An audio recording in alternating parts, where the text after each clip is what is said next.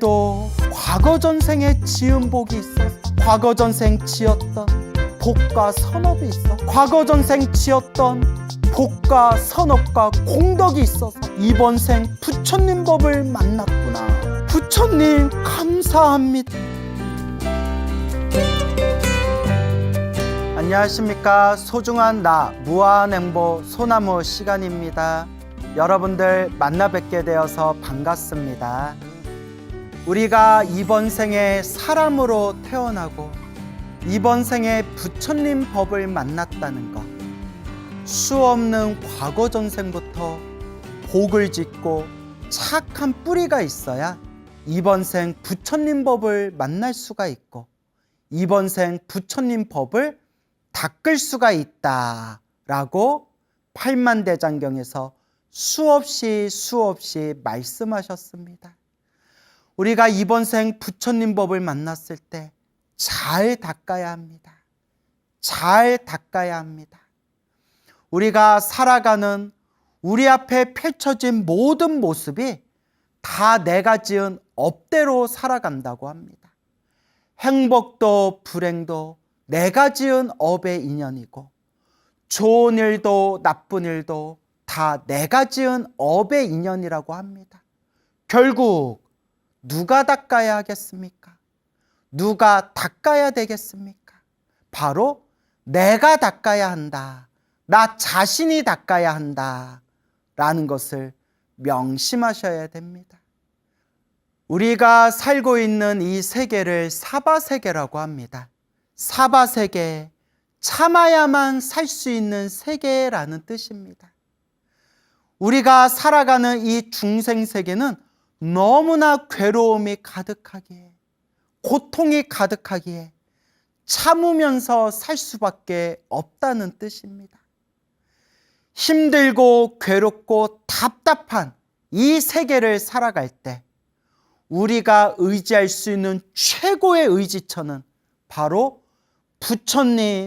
부처님이십니다.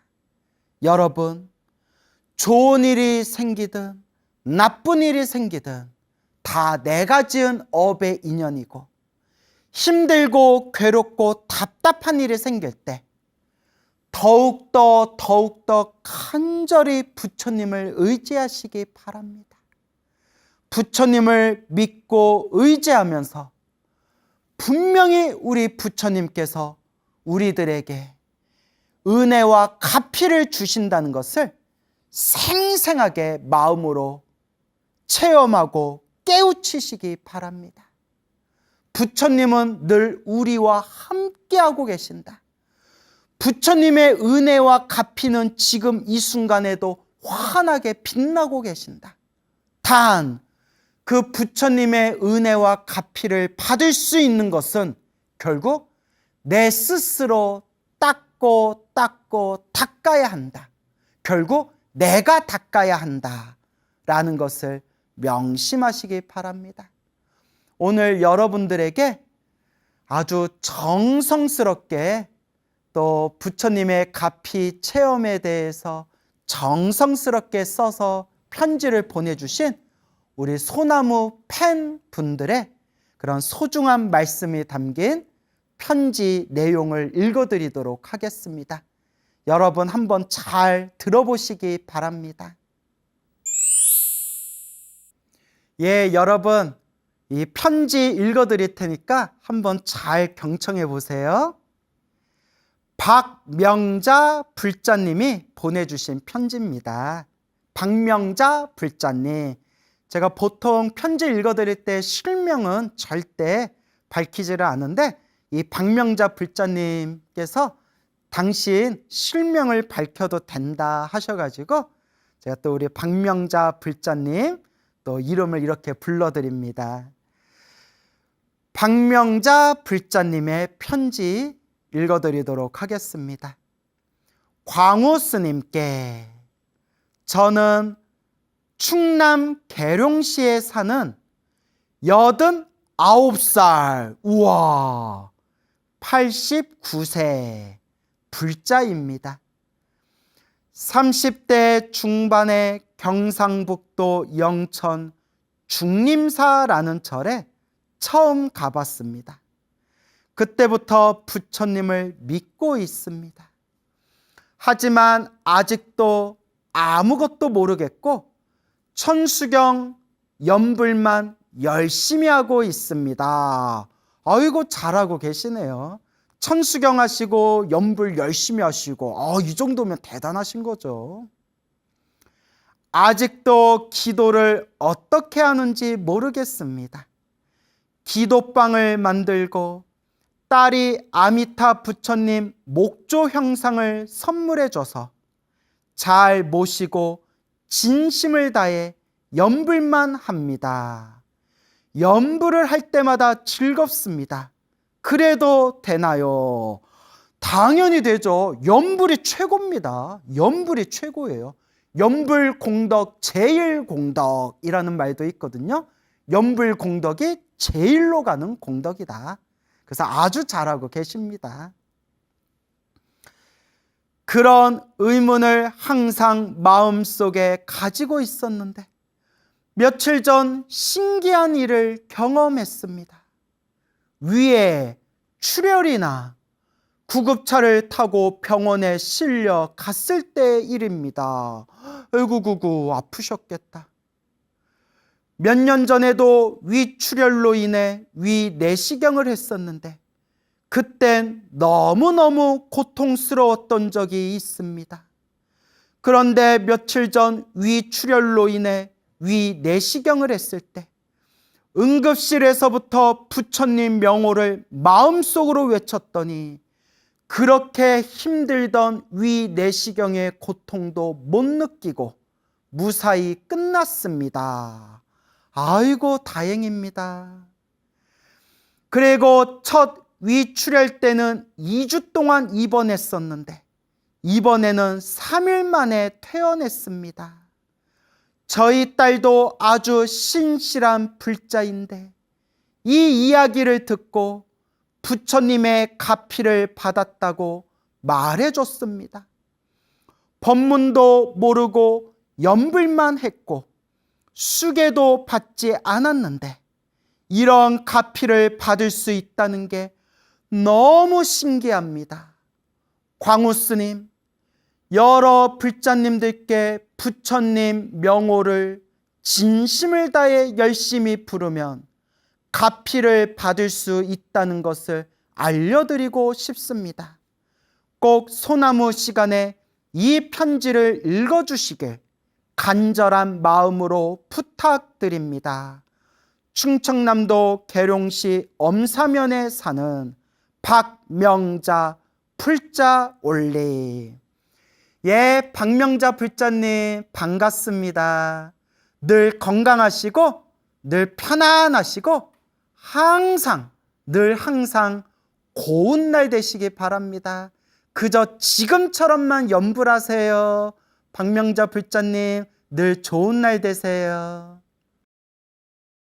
여러분, 이어서 두 번째 편지 읽어드리겠습니다. 두 번째 편지는 조금 내용이 긴데 한번 잘 들어보시기 바랍니다. 안녕하세요, 광우스님. 저는 경기도 의정부시에 살고 있는 30대 중후반 거사입니다. 말로만 불자라고 하지만 아직 공부가 많이 부족하고 근기가 낮은 데다 제 가피 이야기가 다른 불자님들에 비하면 많이 미흡하지만 용기 내어 사연을 올려봅니다. 저희 어머니께서는 60대 중반이신데 약간의 치매 증상이 있으십니다. 아이고 60대 중반이면 한창 젊으실 나이인데 벌써 치매 증상이 좀 있으시군요. 게다가 집안에 우환이 있는 상황에서 엎친 데 덮친 격으로 4월 초 외조부께서 쓰러지셔서 큰 병원으로 급하게 구급차를 불러 모시게 되었습니다. 병원에서는 더 이상 해드릴 수 있는 게 없다며 마음의 준비를 하고 요양병원으로 모시는 게 어떠냐고 하더군요. 외조부 연세가 93세이시니 와, 외조부님 연세가 93살이시군요. 가족들도 어느 정도 마음의 준비는 다 하고 있었던 상황이었습니다. 그렇게 외할아버지를 요양병원으로 모시고 외가 가족 모두는 매일같이 서울에서 요양병원까지 2시간 남짓 거리를 다니며 할아버지를 찾아뵈었습니다. 저희 집이 요양병원과 그나마 가까워 외가 식구들이 저희 집에 다 모이면 제가 가족들을 모시고 운전해서 요양병원으로 다니곤 했습니다. 아버지를 비롯한 집안 남자 식구들은 모두 차를 가지고 출근해서 일을 하셔야 하는 상황이라 제가 손수 자동차를 렌트해서 운전해야 할 수밖에 없었습니다.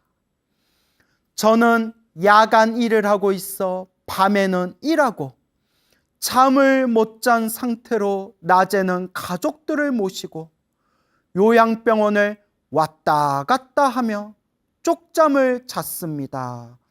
아이고 많이 힘드셨겠어요. 그렇게 2주 가까이 생활하게 되었습니다.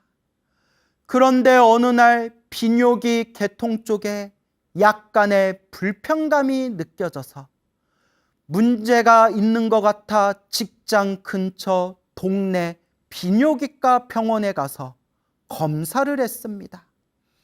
기본적인 검사와 피검사, 조직검사를 하며 간단한 시술을 하게 되었는데 결과는 3일 뒤에 나온다고 하더군요. 큰 생각 없이 3일 뒤에 방문해야겠다 생각했는데 외조부께서 급격하게 상태가 안 좋아지셔서 깜빡하고 방문을 못하게 되었습니다. 그리고 결국 외할아버지께서는 이틀 뒤 돌아가셨고 외할아버지 장례를 치르게 되었습니다. 가족들과 발인을 마치고 장례가 다 마무리되고 나서 식사하며 반주하는 자리에서 담배를 한 대 피우러 나왔다가 문득 검사했던 게 기억이 나서 전화로 검사 결과를 문의했습니다. 그런데 의사 선생님께서 조직검사에서 암으로 보이는 종양 유형의 이상소견이 보인다는 말씀을 하셨습니다. 아이고 놀라셨겠다. 아이고, 저는 머리가 하얘져서 순간 아무 반응도 하지 못했습니다. 의사 선생님은 큰 병원에 가서 정밀검사를 받아보라고 말씀하셨고 저는 그 자리에서 바로 병원을 알아보기 시작했습니다. 문득 내가 죽으면 우리 어머니는 어떻게 하지? 암이면 병원비도 많이 나올 텐데 이것 또한 어떻게 감당해야 하나 하는 생각들이 스쳐갔습니다. 아유, 이렇게 세상 사는 게 힘들어요, 여러분. 나무 아미타불 관세음보살. 저는 제가 죽는 건 상관없지만 이제 치매가 진행되기 시작하시는 저희 어머니와 제 병원비로 인해 남은 가족들이 떠안아야 할 경제적 부담이 너무 걱정이었습니다. 저는 모아둔 재산은커녕 빚만 있는 상태였고 그나마 일하던 직장도 경기가 너무 안 좋아져 4월 말까지만 일하고 권고사직하기로 이야기가 된 상태였기에 마음이 더욱 심란했습니다. 아이고 이걸 읽다 보니까 저도 마음이 먹먹하더라고요. 우리 모든 중생들 다 편안하고 행복하게 살았으면 좋겠는데 왜 이렇게 우리 중생들 살아가는 게 답답하고 힘든 일들이 많은지. 나무아미타불, 관세음보살, 우리 편지 보내주신 거사님도 얼마나 먹먹했겠어요. 하지만 아직 정밀검사도 받지 않은 상태라 부모님께 충격과 마음의 짐을 드리기 싫어 말씀드리지 못한 채 매일 혼자 속으로 끙끙 앓으며 부처님께 매달려 기도하는 수밖에 없었습니다.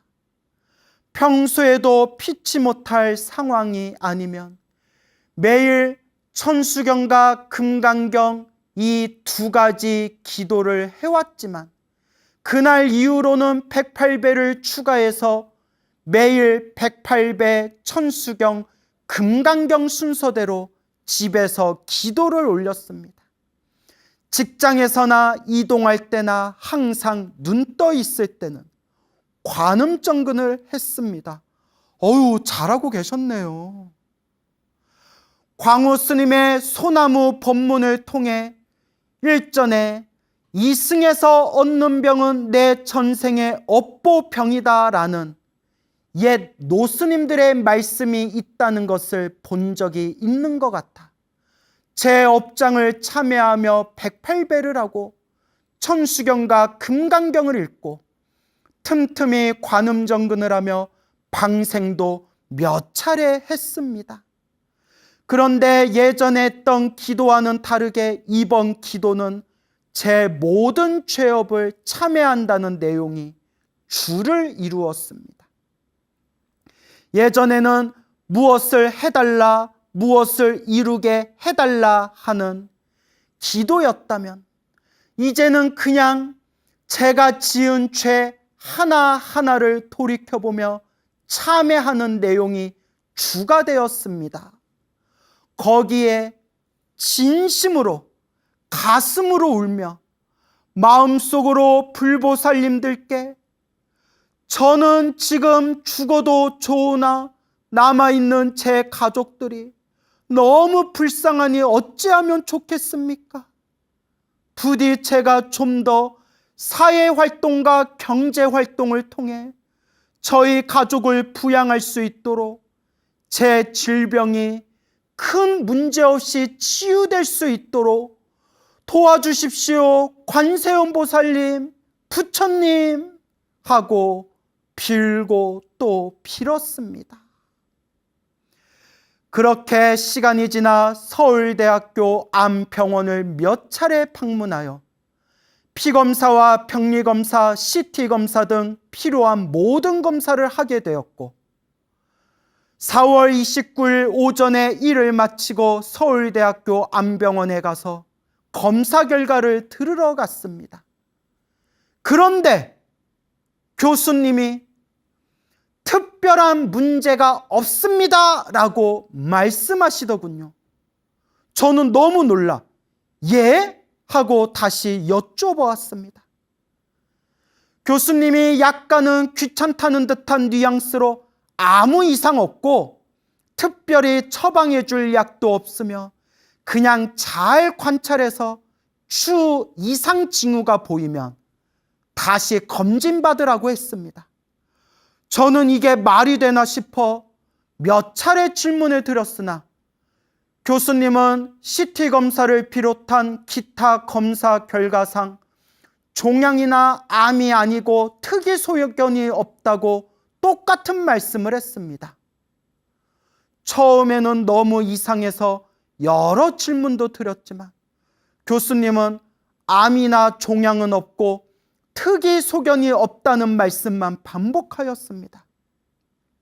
저는 너무나 의아해서 다른 병원도 가볼까 생각했지만 우리나라 비뇨의학과 병원 중 탑3 안에 드는 병원이라는 말을 듣고 믿기로 했습니다. 그렇게 병원을 나와 너무나 기쁜 나머지 저는 마음속으로 부처님, 관세음보살님 너무 감사합니다 라고 계속 감사의 말씀을 드리며 집에 왔습니다. 와, 너무 감사합니다. 부처님, 관세음보살님 너무 감사합니다. 그리고 집에 오자마자 이 사연을 소나무에 보내고자 적게 되었습니다. 제 사연을 접한 누군가는 첫 동네 병원의 진료가 오진이나 잘못된 거 아니냐고 반문하실 수도 있겠지만 저는 부처님의 가피라고 믿어 의심치 않습니다. 끝으로 다른 사연자 분들에 비하면 제 가피담은 미흡하지만 제 한 달여간의 기도와 절실함이 부처님께 닿았다고 생각하며 감사의 마음으로 이 가피담을 다른 불자님들께 알리고 싶어 사연을 보냅니다. 앞으로도 부처님 법을 통해 올바른 생활을 하고 굳은 신심으로 수행 정진해 나가겠습니다. 보잘것없는 제 긴 사연 읽어주셔서 감사하며 광우 스님과 BTM 불자님들 모두 성불하시기를 기도합니다. 우와, 감사합니다. 우와, 감사합니다. 너무나 감사합니다. 이 거사님이 요 편지를 이메일로 보내주시고 이어서 추가 제보를 또 보내주셨어요. 한번 잘 들어보세요. 추가 제보. 어제 광우 스님 소나무에 가피담 사연을 제보한 경기도 의정부시에 살고 있는 30대 중후반 거사입니다. 어제 사연 제보 때는 미처 적지 않은 내용이 있어서 적을까 말까 많이 망설이다 글을 올리게 되었습니다. 사실 어제 말씀드린 제 사연의 기도 기간 중 꿈을 꾸었습니다. 병원 안에서 흰색 간호복을 입은 간호사 한 분이 결과상 아무 문제는 없는데 병원비가 약간 많이 나왔네요 라고 말하는 꿈이었습니다. 그리고 어제 병원 진료비를 보험사에 청구하려고 쭉 보니 1차 동네 병원비와 2차 대학 병원비를 포함한 비급여 항목으로 총 40만 원 돈이 나왔더라고요. 저에게는 큰 돈이지만 그래도 결과가 좋게 나와 감사한 마음 따름입니다. 저는 꿈에서 나온 간호사분이 백이 관음보살님의 화연이라 생각합니다. 어제 글에 위 내용을 적지 않았던 것은 광우스님 소나무 법문에서 항상 꿈에 연연해하지 말라는 내용을 익히 들어 저 또한 꿈을 최대한 신경 쓰지 않으려 했고 사연을 보낼 때도 혹여나 제 사연이 채택되어 방송에 나가게 된다면 다른 불자님들이 꿈이나 신묘한 형상에 집착하게 되어 바른 정진을 하지 못할까 염려되어 적지 않았습니다. 와, 제 법문에 제대로 들으셨네요. 제 법문에 제대로 들으셨네요. 이런 마음으로 기도하시면 꿈에 좀 집착하셔도 될 것 같아요. 너무나 바른 마음가짐입니다. 그죠? 제가 꿈 얘기를 많이 했지만 우리 불자님들이 실제로 체험하신 이야기를 들려드리다 보니까 그분들이 실제로 꾸셨던 꿈 얘기를 제가 그대로 전달했을 뿐이고 제가 늘 말씀드리지만 좋은 꿈을 꾸든 안 좋은 꿈을 꾸든 결국 다 한바탕 꿈이다. 범소유상, 개시어망, 약견재상비상, 측견열애 무릇 있는 바 상이 모든 상이 다 허망하니 만약에 모든 상이 상 아님을 본다면 곧 열애 부처님을 보리라. 그러니까 꿈과 같은 모양, 형상들에 우리가 집착할 필요가 없어요. 편지 보내주신 거사님이 제가 평소에 꿈에 집착하지는 마세요 라고 했던 제 의도를 잘 파악하신 것 같습니다. 참 좋네요. 하지만 돌이켜 생각해보니 저 또한 근기가 낮아 꿈을 언급하고 있는 터인데 이제 막 불법을 접한 다른 불자님들께는 그 꿈마저 하나의 희망과 신심의 끈이 될 수 있다고 생각하게 되었습니다.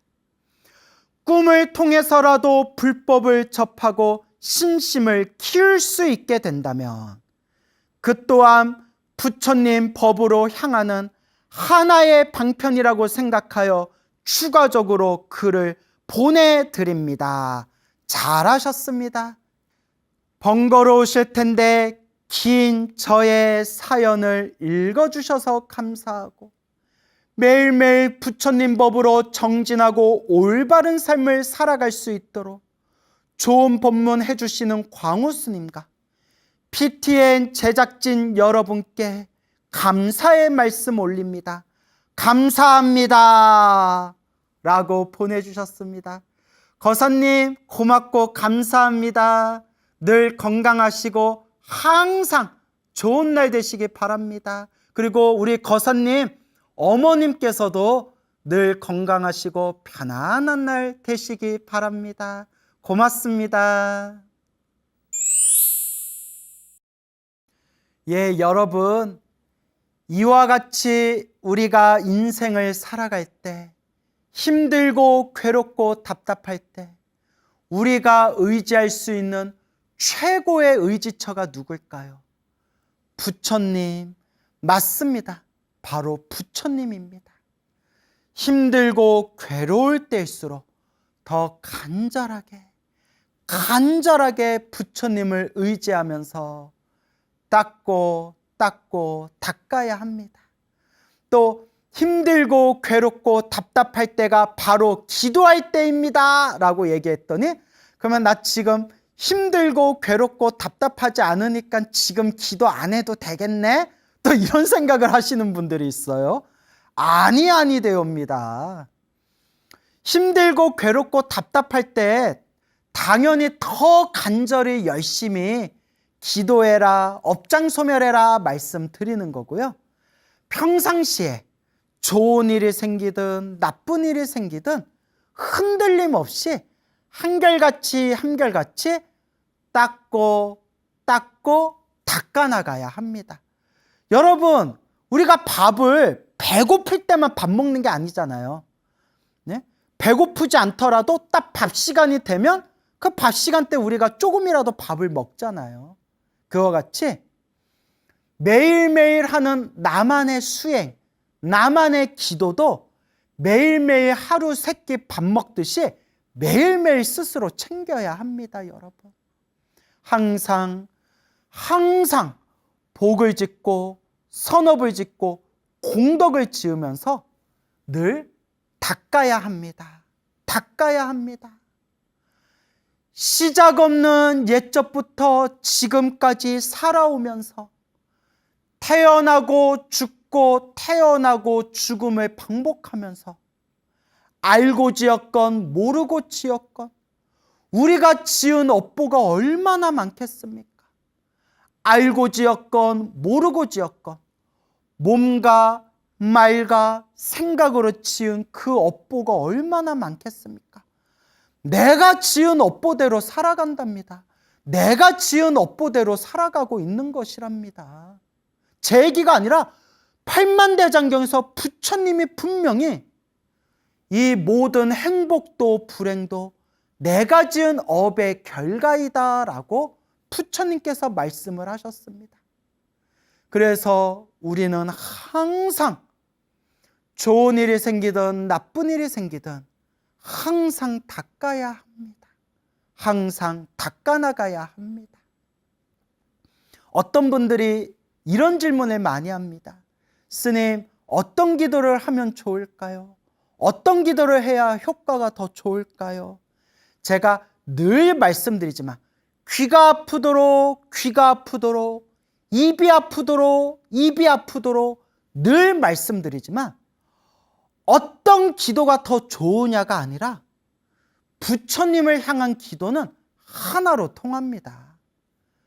천수경으로 효과 보신 분은 천수경이 최고라고 얘기하고, 금강경으로 효과 보신 분은 금강경이 최고라고 하고, 법화경으로 효과 보신 분은 법화경이 최고라고 하고, 지장경으로 효과 보신 분은 지장경 하라고 가르치고, 능엄주로 효과 보신 분은 능엄주 하라고 가르치고, 삼천배로 효과 보신 분은 절을 많이 하라고 가르치고, 나무 아미탑을 연불해서 효과 보신 분은 아미탑을 연불하라 가르치고, 관세음보살 연불해서 효과 보신 분은 관음기도 하라 가르치고, 지장보살 불러서 효과 보신 분은 지장보살 연불을 많이 해라 가르치시고, 다 저마다 자기가 체험한 바대로, 자기가 느낀 바대로, 자기가 깨우친 바대로 사람들에게 이야기하고 있는 겁니다. 제가 기도가 피를 체험하신 수백 명의 불자분들의 이야기를 모아서 분석을 해봤더니 어떤 기도가 최고다라는 게 없습니다. 어떤 기도를 하든 부처님을 향한 간절한 마음으로 간절하게 정성스럽게 기도하는 것, 그게 바로 핵심입니다. 그래서 관세음보살 보문품에서는 한마디로 일심이라고 나옵니다. 일심, 마음을 하나로 모으면. 근데 우리 중생들 보십시오.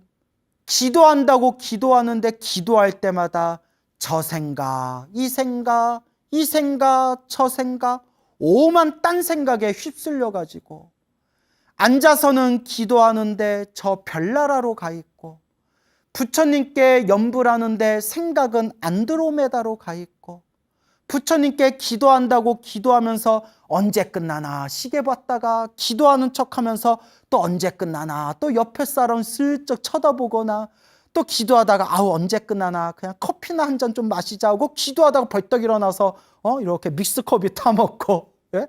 물론 안 하는 것보다는 100배, 1000배, 만배 낫지만 그냥 딴짓하면서도 법당에 앉아있는 것 자체가 공덕이 된다라고 큰 스님들은 말씀하셨지만, 정말 내 업을 바꾸려면, 내 팔자를 바꾸려면, 내 기운을 바꾸려면 정말 내가 앉은 자리에서 풀 한 폭이 안 날 정도로 지독하고 간절하게 기도해야 된다라고 부처님이 말씀하셨던 겁니다. 그래서 예스님들이 뭐라고 하셨냐면, 간절하게 정성스럽게 기도하는 법을 모르겠으면, 그게 안 되면 양으로 승부하라 라고 하셨어요. 양으로 승부하라. 뭐 관세음보살을 막 10,000번씩 30,000번씩 연불하고, 지장보살을 막 뭐 몇백 번 막 이 정도가 아니라 10,000번씩 막 30,000번씩 연불하고, 신묘장구다라니도 뭐 깔짝깔짝 막 3번, 7번, 10번 이렇게 한 게 아니라 막 하루에 딱 앉아서 108번을 신묘장구 다란이를 한다든가, 금강경도 딱 하루에 10번 이상씩 금강경을 독송한다든가, 법화경 사경할 때 하루에 몇 장 이상씩 몇 시간씩 한번 법화경을 사경해 본다든가, 양으로 승부해라 라고 큰 스님들이 또 많이 말씀하시더라고요. 양으로 승부해봐라. 그래서 제가 늘 불자님들께 드리는 이야기가 있습니다. 여러분, 가피 받고 싶죠? 부처님 은혜 받고 싶고 가피 받고 싶죠? 깔짝깔짝 기도하면 가피도 깔짝깔짝 오고, 간절하고 정성스럽게 기도하면 가피도 크게 옵니다. 은혜와 가피도 크게 옵니다 라는 말씀을 자주자주 드립니다. 여러분, 우리 중생이 살아가는 이 사바세계 힘들고 괴롭고 답답한 일들 속에서 그래도 우리가 부처님 법을 만나서 부처님께 의지하면서 살아갈 수 있으니 얼마나 다행입니까? 얼마나 고맙습니까? 얼마나 감사합니까? 그래서 저도 매일매일 연불하고 매일매일 저만의 기도를 할 때마다, 기도하는 중간에 기도를 마칠 때마다 저도 모르게 부처님 감사합니다, 부처님 감사합니다 라는 마음이 저절로 솟구칠 때가 있습니다. 내가 부처님 법을 안 만났으면 이 사바세계에 얼마나 더 방황하면서 살았을까? 내가 부처님 법을 안 만났으면 얼마나 내가 몸과 말과 생각으로 안 좋은 업보도를 지으면서 나 잘났다, 나 잘난 맛에 살면서 얼마나 방황하면서 살았을까? 부끄럽고 부끄럽고 참으로 부끄러울 따름입니다. 그래도 내가 과거 전생부터 착한 뿌리, 착할선 뿌리 익은 착한 뿌리를 심어놓은 게 있어서 이번 생 이렇게 부처님 법을 만날 수가 있었으니 참으로 다행입니다. 다행입니다. 감사합니다. 감사합니다. 부처님, 이번 생 부처님 법을 만났을 때 제가 이번 생 염불 열심히 해서 제가 이번 생에는 제가 꼭 우리 아미타 부처님이 계시는 성불대학교 극락세계로 제가 꼭 가겠습니다 라고 부처님께 발언합니다. 우리가 그래도 과거 전생에 지은 복이 있어서 과거 전생 지었던 복과 선업이 있어서 과거 전생 지었던 복과 선업과 공덕이 있어서 이번 생 부처님 법을 만났구나. 부처님 감사합니다. 늘 마음으로 되새기시기 바랍니다. 오늘 편지를 읽어드렸는데요. 첫 번째 편지의 주인공이신 89살 대신 우리 박명자 불자님 항상 건강하시고 좋은 날 되시고 늘 지금처럼 염불하고 염불하시기 바랍니다. 그리고 두 번째 편지를 보내주셨던 우리 젊은 거사님, 어머니께서 치매 증상이 좀 있다고 하셔서 걱정을 하시는데 우리 어머님 되시는 보살님께서도 더 건강하시고 더 좋은 쪽으로 더 발전하시기 바라고요. 그리고 두 번째 편지 보내주신 거사님도 항상 편안하고 좋은 날 되시기를 바라며 지금처럼 지금 같은 마음으로 기도하면서 이번 생 업장을 잘 소멸하고 이번 생 공덕을 잘 지어나가시길 바랍니다. 그리고 이 소나무를 보고 계시는 모든 불자님들도 항상 부처님 가피가 충만하시기를 바랍니다. 여러분 열심히 염불하고 정성껏 기도하면서 부처님 은혜 가피 듬뿍듬뿍 받아가시기 바랍니다. 여러분 행복해지고 싶습니까? 행복한 삶을 창조하고 싶습니까? 복을 지으십시오. 선업을 지으십시오. 공덕을 닦으십시오. 복과 선업과 공덕의 힘이 여러분들을 진정한 행복의 길로 이끌어 줄 것입니다. 여러분 성불하세요. 소중한 나 무한 행복 소나무 시간입니다. 안녕하십니까. 소중한 나 무한 행복 소나무 시간입니다. 여러분들 만나 뵙게 되어서 참 반갑습니다. 우리가 부처님의 가르침을 공부하면서 반드시 인연법이라는 것을 명심하셔야 됩니다. 인연법. 우리 앞에 펼쳐진 모든 현상이 인연 따라 일어나고 인연 따라 사라질 뿐. 그 인연법 안에 절대 우연은 없습니다. 모든 것은 인연법, 인연의 흐름이다. 다 내가 지은 업의 인연의 흐름이다. 그래서 이 인연법을 다른 말로 인과법이라고도 부릅니다. 인과법. 모든 것에 원인이 있고 결과가 있다. 내가 지은 원인 따라서 그 결과를 받게 된다. 그래서 우리 부처님께서 항상 좋은 인연을 지어라, 복을 심어라, 선업을 닦아라, 공덕을 쌓아라, 내가 지은 업은 반드시 내가 받게 된다라고 부처님께서 팔만대장경에서도 간곡하게 말씀하셨습니다. 그래서 부처님도 분명히 말씀하셨고 큰 스님들도 수없이 말씀하셨지만 우리 중생들 사는 모습이 다 자기 업대로 살아가는구나. 나는 과거 전생 어떤 업을 지었기에 지금 이번 생 이와 같은 모습으로 살아가고 있는가. 좋은 일도 나쁜 일도 내가 지은 업의 결과이다. 그러면 누가 닦아야 할까요? 맞습니다, 여러분. 내가 닦아야 된다.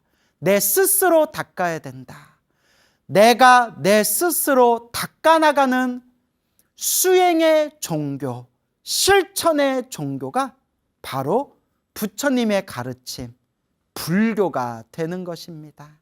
그래서 힘들고 괴롭고 답답할 때일수록 내가 닦아야 된다. 내 스스로가 닦아야 된다.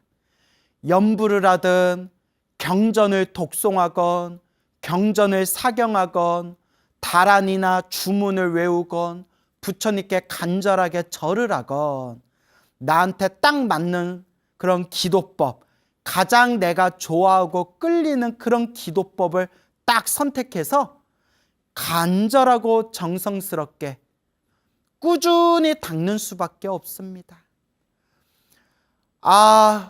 우리 중생이 시작 없는 옛적부터 지금까지 태어나고 죽고 태어나고 죽는 윤회를 반복하면서 알고 지었건 모르고 지었건 몸과 말과 생각으로 지은 이 업보가 얼마나 많을 것인가. 지금 이번 생 사람으로 태어나 부처님 법을 만났을 때 지금 닦지 않으면 언제 닦을 것인가? 지금 닦지 않으면 언제 닦을 것인가? 라는 마음으로 스스로 업장을 소멸하고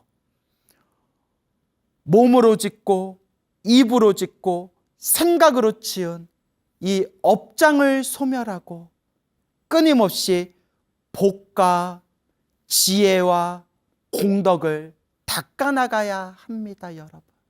닦아야 합니다. 몇십 년 전에 중국에 묘용이라는 비구니 스님이 계셨다고 합니다.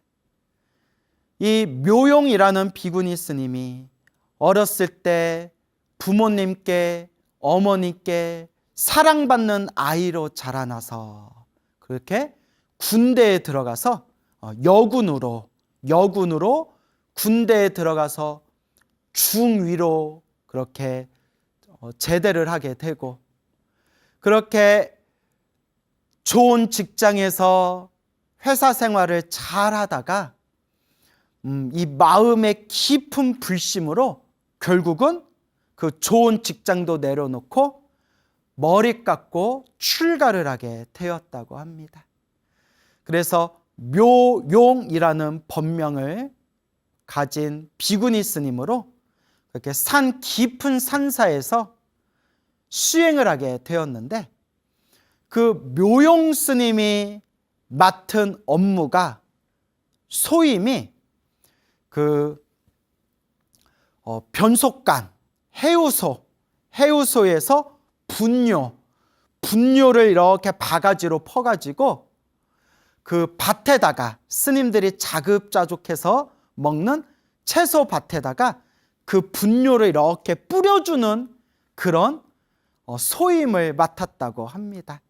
그래서 우리 절집에서는 지금이야 절집이 현대화되고 또 여러모로 시스템이 아주 그냥 정교해져 가지고 이제 요새는 이제 스님들도 그렇게 거친 노동일을 잘 하지 않고 마음만 먹으면 얼마든지 공부에 집중할 수 있는 그러니까 몸에 크게 어려운 일 없이 공부에만 집중할 수 있도록 시스템이 옛날에 비해서는 잘 갖추어지긴 했지만 우리나라도 몇십 년 전까지만 하더라도 스님들이 장작 패우고 직접 가마솥에서 밥 짓고 스님들이 직접 채소 가서 그렇게 밭일도 하고 농사도 지었던 시절이 불과 몇십 년 전이었다고 합니다. 그래서 요 묘용 비구니 스님도 그 변속간에서 긴 바가지로 분뇨를 퍼가지고 채소밭에다가 이렇게 이제 뿌려주는 그런 업무를 담당했는데, 그렇게 불공 시간에 이 새벽 예불, 사시 예불, 저녁 예불, 이렇게 예불 시간에는 그 사원에 있는 모든 스님들이 빠지지 않고 모두 다 참석을 해서 부처님께 불공을 드려야 되기 때문에, 그렇게 분뇨를 채소밭에다가 분뇨를 뿌리고 채소를 가꾸고 밭일을 하던 요 묘용스님도 예불 시간만 되면 불이 나게 이제 대충 몸 닦은 뒤에 이제 법당에 들어가서 부처님께 예배드리고 부처님께 불공을 올려야 되는데, 이제 뭐 분뇨 같은 거 뿌리고 밭에서 밭일하다 보면 막 신발 같은 거에 막 이렇게 덕지덕지 지저분한 게 많이 묻어 있을 수 있지 않습니까? 그런데 여러분, 중국의 법당은, 특히 옛날에 만들어진 중국 사찰의 법당은, 중국에 있는 사찰의 법당은 바닥이 돌로 돼 있다고 합니다. 바닥에 벽돌 있죠. 벽돌로 이렇게 쌓아놨기 때문에 한겨울에 그 돌의 냉기가 어마어마하대요. 춥대요. 근데 우리나라는 오래전부터 온돌 문화고, 또 우리나라 한국의 사찰 문화는 이렇게 땅 위에 그 이제 나무 있잖아요. 아주 질 좋은 나무로 나무 바닥을 다 이렇게 마루 바닥처럼 나무로 만들어 놓고 했기 때문에 그렇게 맨발로 들어가더라도 어느 정도 냉기를 좀 막을 수는 있지만, 또 우리는 보통 좌복이라고 해가지고 방석, 바깥말로는 방석, 우리 절에서는 좌복이라고 하는데, 너무 추울 때는 좌복 깔아놓고 좌복 위에 이렇게 서 있으면 바닥에서 올라오는 냉기 같은 걸 좌복이 딱 막아주거든요. 근데 중국 사찰의 법당은 바닥이 벽돌로 되어 있고, 그 벽돌에서 한겨울에도 냉기가 엄청 많이 쏟아져 올라온대요. 그러다 보니까 스님들이 벽돌로 바닥이 되어 있는 중국 사찰의 법당에 들어갈 때 보통 푹신한 신발을 신고 들어가서 예배를 올리는 경우가 많은데, 요 묘용 비구니 스님은 막 밭일하고 막 분뇨를 막 밭에다가 뿌리고 하다 보니까 막 신발 같은 거에 덕지덕지 지저분한 게 묻어 있으니까 차마 더러운 신발을 신고, 비록 벽돌 바닥이지만 더러운 신발을 신고 법당 안에 들어갈 수가 없어서 그 더럽혀진 신발을 이렇게 이제 벗은 뒤에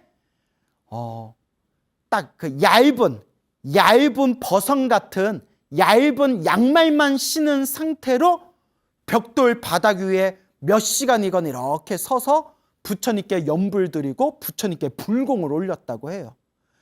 그러다 보니까 그 추운 날에 벽돌 바닥에서 그 돌에 그 차가운 냉기가 그 맨발로 서 있는 그 묘용스님의 발가락과 발목과 무릎까지 그 냉기가 막 스며들더래요. 그러면 그걸 덜덜덜덜 참으면서 그냥 부처님을 향해서 이렇게 몇 시간씩 기도를 드렸는데, 에이구, 우리 같으면 그냥 깨끗한 신발이라도 하나 좀 미리 준비했다가, 그러면 법당 들어갈 때는 그 깨끗한 신발로 갈아 신고 들어가든가, 뭐 어떻게 그렇게 좀 꾀를 좀 내지.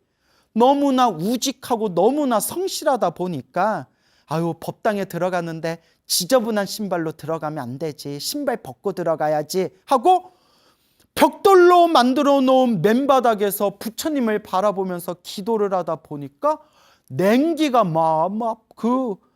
무릎, 다리, 관절 뼈마디에 냉기가 스며들기 시작하는데, 지금 말로 하면 이제 악성 관절염에 걸리는 거예요. 악성 관절염. 여러분, 스님이건 머리 길른 제가자건 할 것 없이 아프면 병원 가야 돼요, 여러분. 그래서 우리 팔만대장경에 보면 서가모니 부처님도 주치의가 있었어요. 지바카라는 주치의가 있어서 부처님도 몸이 불편할 때 지바카라는 의사가 와서 부처님을 그렇게 병세를 살펴보고 약을 지어드리는 내용이 팔만대장경에도 나와요. 그래서 이런 내용이 나옵니다. 부처님은 중생들의 병고를 치료해 주시고 중생들의 괴로움을 어루만져 주시는 분인데 왜 부처님이 병에 걸려서 의사를 만나 약을 받아 드시냐, 이해가 안 된다. 후대에 그런 내용이 나와요. 그래서 팔만대장경에 어떤 내용이 나오냐면 부처님이 만약 의사를 만나지 않고 약을 드시지 않는 그런 모습만 보여주시다 보면, 야, 이거 중요한 거예요.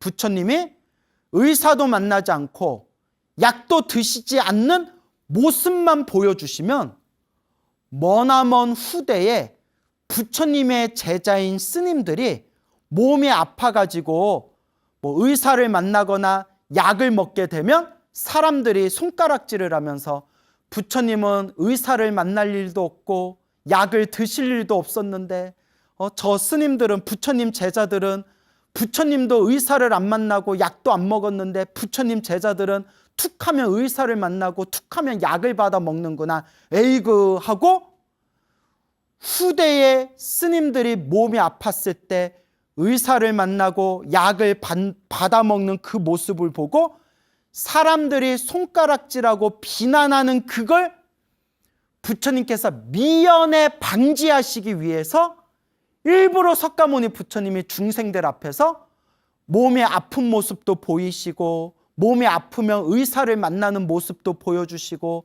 의사를 만나서 약도 받아 드시는 모습을 일부러 보여주신 것이다. 한마디로 몸 아프면 의사를 찾아가고 의사가 약 지어주면 약을 먹어라, 그게 정상이다 라는 걸 일부러 보여주기 위해서 부처님이 의사를 만나고 약을 지어 드시는 걸 일부러 부처님이 보여주신 것이다. 그런 내용이 팔만대장경에 나와요. 야, 우리 부처님 멋지죠? 부처님은 미래에 일어날 일들까지 다 계산하고 다 꿰뚫어 보시고 우리 중생들을 위해서 여법하게 가르침을 펼치신 거예요. 그러니까 요 묘용 비구니 스님이 막 관절에 냉기가 스며들어가지고 막 온몸이 막 찢기듯이 아플 때 병원에 가서 치료를 받아야 되는데, 우리 기도하는 불자님도 이거 잘 들으셔야 돼요. 요 성실하고 우직한 묘용 비구니 스님이 몸이 막 아프니까 막 바닥에 냉기가 스며들어가지고 관절이 막 아프니까 한다는 말이, 내가 전생의 업장이 두꺼워서 이렇게 몸이 아픈가 보다, 내가 더 열심히 기도해야 되겠다 하고 병원을 안 갔대요. 그냥 병원에 가시라고요, 여러분. 아프면 병원에 가는 게 정상이에요. 예? 몸이 아픈데 병원에 갈 필요 없어. 기도하면 저절로 병이 나. 이거는 사이비들이 나는 얘기예요. 아프면 병원 가서 약부터 먹고, 그래도 안 나으면 병원에서 치료받으면서 부처님께 간절하게 기도하면서 마음을 닦아라, 이렇게 생각을 해야지. 야, 병원에 갈 필요 없어, 약 먹을 필요 없어, 기도하면 부처님이 알아서 고쳐줘. 요것도 너무 극단적인 생각이에요, 여러분. 그러니까 제가 말하고 싶은 의미를 잘 아시겠죠? 기도는 밥 먹고 숨 쉬듯이 항상 기도하고 업장소멸하되, 몸이 아프면 병원에 가고 졸리면 잠자고, 예? 목마르면 물 마시고 배고프면 밥 먹고, 걷다가 피곤하면 좀 앉아서 쉬고, 이게 바로 기본이고 상식이고 정상이라는 겁니다, 여러분. 그래서 요 묘용 비구니 스님이 온몸에 악성 관절염이 걷잡을 수 없을 정도로 이제 온몸에 퍼져가지고 다리가 막 부종이 생겨서 발과 다리가 탱탱 붓고 관절이 찢기듯이 아파가지고 도저히 사찰에서 일상생활을 할 수가 없을 지경까지 이르렀다고 합니다. 도저히 일상생활도 안 되는 상황에서 이제 병원에 치료를 받기 위해서 그때서야 어머니가 계시는 속가집으로 내려와서 병원에 가니까 병원에서 상태가 많이 안 좋습니다. 이 상태로 몸에 더 퍼지면 이제 반신불수가 돼서 자리에 누워야 됩니다. 라는 얘기를 듣고 요 묘용 스님이 충격을 받게 됩니다. 이걸 어쩌나 이걸 어쩌나, 내가 부처님 가르침을 잘 닦아서 널리 중생들을 구제하기 위해 머리 깎고 출가를 하고 수행을 했는데 오히려 내 몸뚱아리가 다 무너져서 몸을 드러눕고 중생 제도는커녕 내 몸뚱아리 하나도 구제하지 못할 정도가 되었구나. 이걸 어쩌나 이걸 어쩌나. 여러분, 힘들고 괴롭고 답답할 때가, 그때가 간절하게 정성스럽게 부처님께 기도할 때입니다. 염불을 하든지 경전을 독송하든지 사경을 하든지 다란히 주문을 외우든지 부처님께 간절히 절을 올리든지 어떤 기도를 하든 가장 내가 하고 싶은 끌리는 기도법을 딱 선택한 뒤에 살든 죽든 인연법에 맡기겠다. 죽을 때 죽더라도 간절하고 정성스럽게 기도해서 조금이라도 내가 업장소멸하고 가겠다라는 마음으로 힘들고 괴로울 때가 간절하게 기도할 때입니다. 그래서 부처님께 이와 같이 발언합니다. 거룩하신 부처님, 제가 과거 전생에 지은 업보가 두터워서 널리 중생을 구제하지는 못할 망정 제 몸뚱아리 하나도 구제하지 못하는 지경에 이르렀습니다. 제가 간절하고 정성스러운 마음으로 제가 제 몸에서 피를 내어 제 핏방울로 대방광 불 화엄경 사경을 시작하겠습니다. 부처님의 가피로 제 업장이 빨리 소멸하고 건강을 회복하기를 발언합니다. 이 모든 공덕을 중생들에게 회양하오니 모든 중생과 다 함께 깨달음을 얻기를 발언합니다. 부처님. 그리고 그날부터 어머니 속가집에서 깨끗한 책상 하나 탁 펼쳐놓고 옆에 화엄경 경전과 깨끗한 이제 노트 한지로 된 종이를 딱 놓은 뒤에 10개의 손가락에 그 우리 사열침 있죠, 사열침을 10개의 손가락에 사열침을 찔러가지고 피를 쭉쭉 피를 빼가지고 그 핏방울을 모아서 그 핏방울로 정성스럽게 대방광 불화엄경 사경을 한 글자 한 글자 정성스럽게 사경을 시작했다고 합니다. 손가락에 피를 내다가 피가 더 이상 나오지 않으면 손등의 혈관에다가 사열침을 찔러가지고 거기서 피를 내서 그 핏방울로 정성스럽게 화엄경을 사경했다고 합니다. 와, 근데 여러분, 이거 절대 따라하시면 안 돼요. 절대 따라하시면 안 돼요. 근데 요 묘용 비구니 스님이 그 차가운 벽돌 바닥에 신발 벗고 들어가서 몇 시간 동안 냉기를 이겨내면서 막 냉기 속에서 막 기도했을 때 내가 이미 알아봤지만 정말 성실하고 우직하고 훌륭한 분이지만 약간 성격이 좀 빡센 데가 있으신 것 같아요. 그러니까 여러분 절대 막 핏방울 피 뽑아가지고 사경하고 이런 거 절대 따라하지 마세요. 요새 먹물 좋아요. 먹물 좋고 요새 펜도 좋으니까 그냥 우리는 정성스럽게, 그래서 제가 이렇게 얘기해요. 핏방울을 뽑아가지고 피를 뽑아서 사경하려는 그 마음으로 그냥 펜 좋은 거, 붓펜으로 펜 좋은 걸로 그냥 그런 마음가짐으로 사경을, 건강한 몸으로 사경을 해라, 이렇게 말씀드리고 싶어요. 또 그럴 분 안 계시겠지만 또 요거 소나무 방송 보고 그래 기도하면 저 정도로 빡세게는 해야 돼, 나도 오늘부터 피 뽑아서 사경해야 되겠다, 절대 따라하지 마세요. 이런 거 함부로 따라하는 거 아니에요. 저 분명히 이런 거 함부로 따라하지 말아라 분명히 말씀드렸습니다. 다만 그런 간절한 마음, 그런 정성스러운 마음을 우리 불자가 교훈으로 삼자. 참으로 대단하십니다. 참으로 훌륭하십니다. 어쩜 저렇게 간절하고 어쩜 저렇게 정성스러울까. 교훈으로 되새기자. 이제 이 정도로 받아들여야지 절대 집에서 피 뽑아가지고 사경하지 마세요, 여러분. 자, 어쨌거나 그래서 집에 같이 살고 있는 어머니가 자기 딸인 묘용 비구니 스님이 사경할 때 막 피를 막 뽑아가지고 막 정성스럽게 사경하는 그 모습을 볼 때 어머니가 차마 그 모습을 볼 수가 없어서 어머니가 일부러 외면하고 어머니가 일부러 비구니 스님, 자기 딸인 묘용 비구니 스님이 사경할 때 일부러 집안일 하는 척하면서 자리를 피하고는 했다고 합니다. 그렇게 몇 날 며칠이 지났을까요?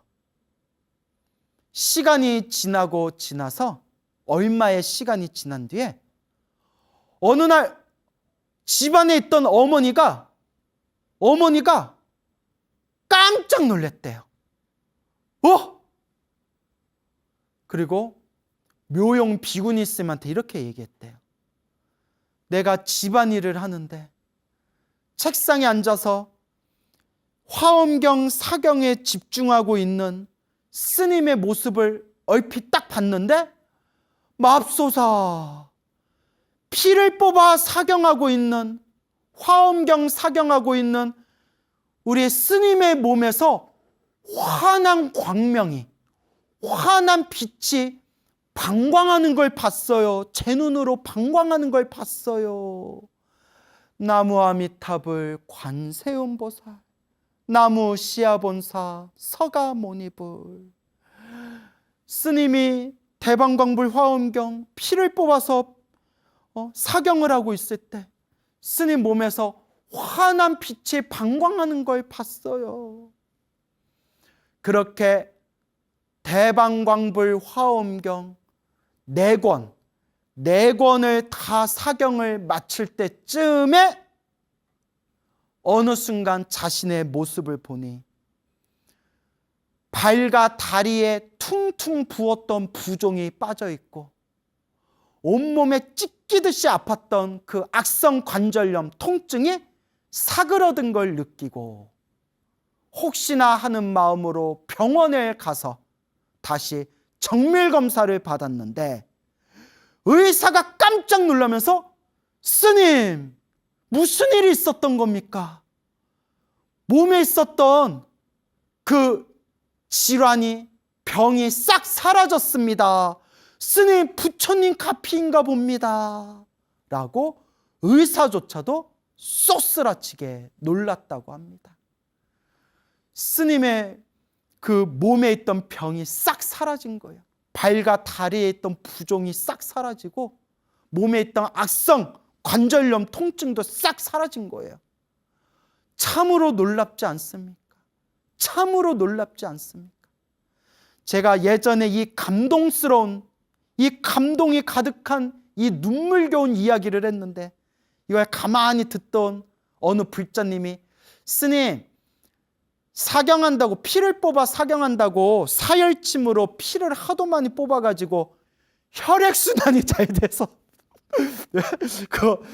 피를 뽑아서 사경하는데 사열침으로 손가락을 깨서 찔러가지고 피를 많이 뽑아서 혈액순환이 잘 돼가지고 병이 빨리 나은 거 아닙니까?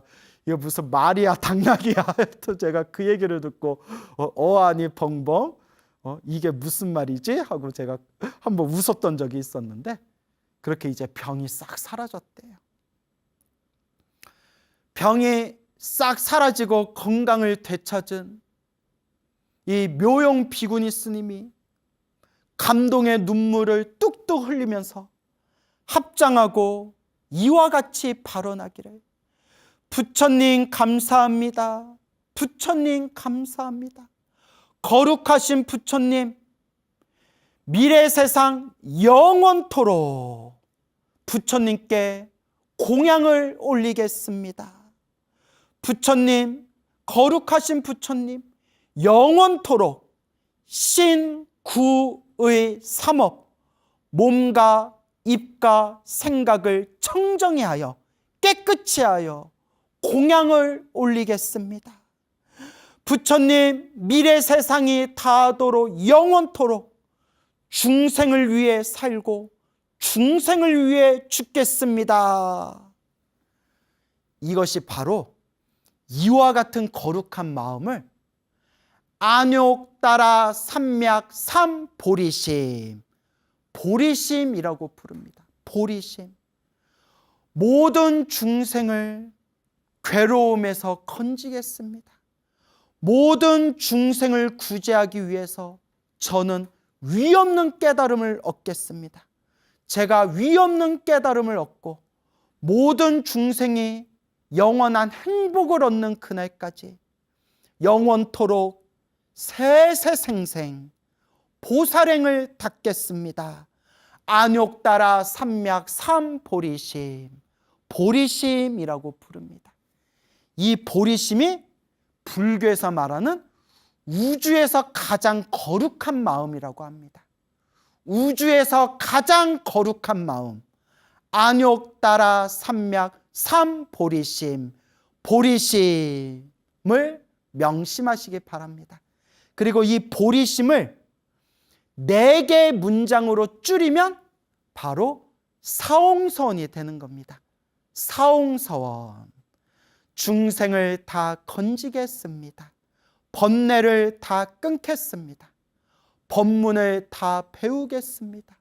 불도를 반드시 이루겠습니다.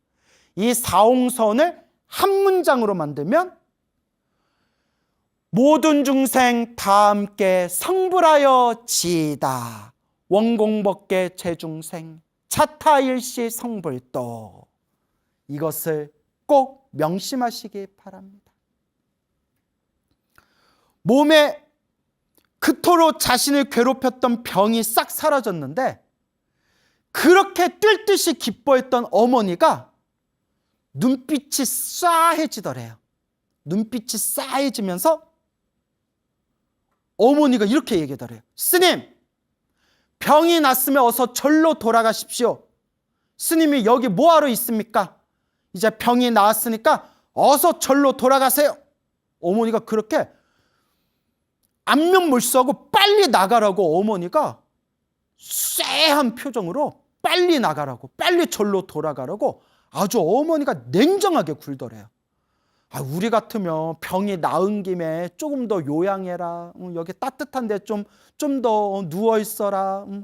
여기 이거 몸 그동안 몸이 많이 축이 났을 텐데 이거 영양가 있는 것 좀 먹어라. 아이고 스님이지만 내 아들, 내 딸, 내 새끼 뭐 이런 게 뭐 부모의 마음이잖아요.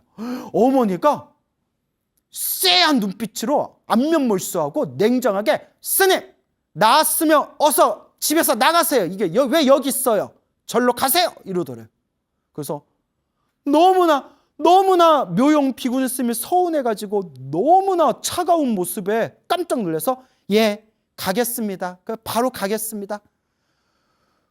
병원에서 완전히 병이 사라졌다 회복됐다라는 말 듣자마자 그냥 집에서 막 가방에 짐 싸가지고 이제 기차 타고 또 가야 되니까 이제 기차역에 가는 택시를 집 앞까지 불러가지고 나 가요. 어머니 보살님 나 가요. 근데 어머니는 쳐다도 안 보는 거예요. 빨리 가세요, 스님. 뭐하러 있어요? 막 이렇게. 그래서 어머니지만 너무하다. 우리 어머니 너무하다. 그래서 이제 택시를 딱 탔어. 택시를 타서 이제 기차역으로 가려고 택시를 타서 출발하기 직전에 집 밖에 살짝 마중 나온 어머니가 눈물을 뚝뚝 흘리면서 울고 있는 모습을 본 거예요. 어머니가 막 그 택시 앞에서 살짝 마중 나와서 고개를 돌리고 어머니가 막 울고 있는 엄마의 모습을 본 거예요. 순간 묘영 비구니 스님도 막 눈물이 뚝뚝 날고, 엄마도 울고, 묘영 비구니 스님도 울고, 하늘도 울고, 땅도 울고, 개구락지도 울고, 택시기사도 막 울고 막. 어머니가 나를 너무나 사랑하시는데 머리 깎은 출가자인 내가 부처님 법을 만났을 때 수행 더 열심히 하라는 뜻으로 일부러 저렇게 차가운 모습을 보여주시면서 저렇게 냉정한 모습을 보이면서 나를 빨리 부처님 계신 부처님도랑 절로 빨리 보내려고 일부러 저러신 거구나. 일부러 저러신 거구나. 어머니도 막 울고, 묘영 비구니 스님도 택시에서 막 울고.